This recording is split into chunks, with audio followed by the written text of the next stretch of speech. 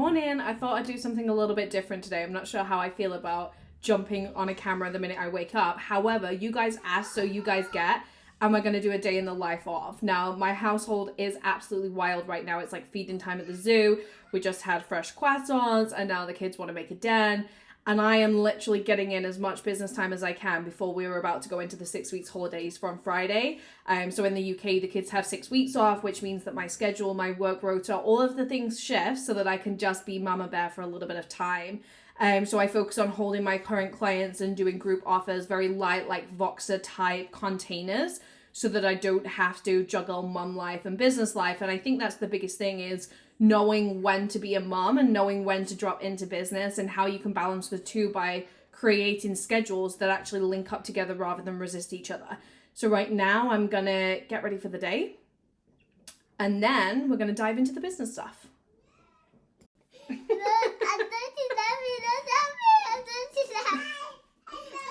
Oh yeah, when you're in the mirror, it changes the side of your face. So...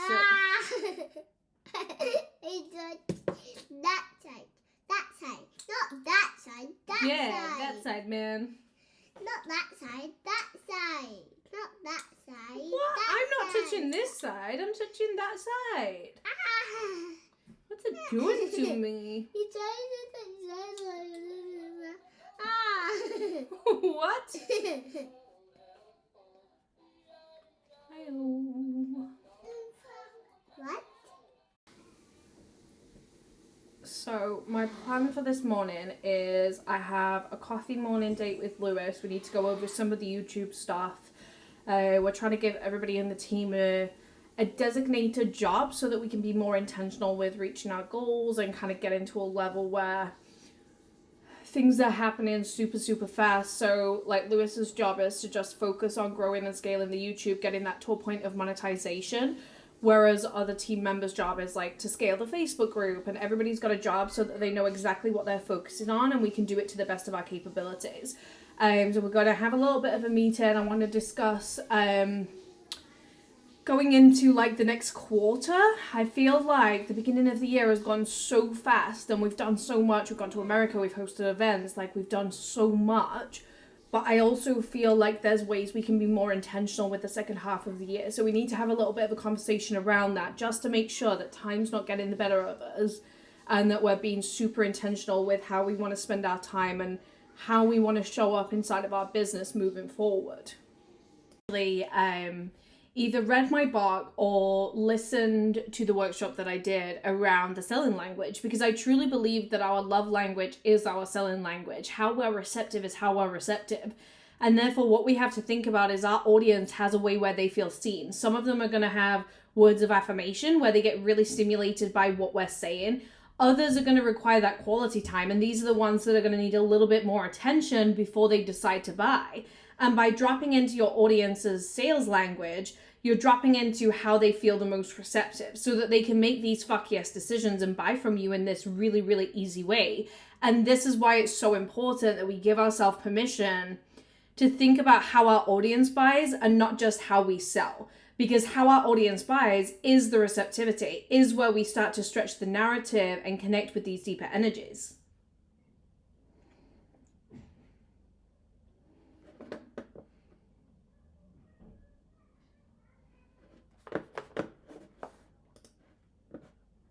I'm ready, the house is quiet, the babies have gone to nursery, and I'm just about to hop on an early morning call with one of my Australian clients. I have no idea what that random thing is.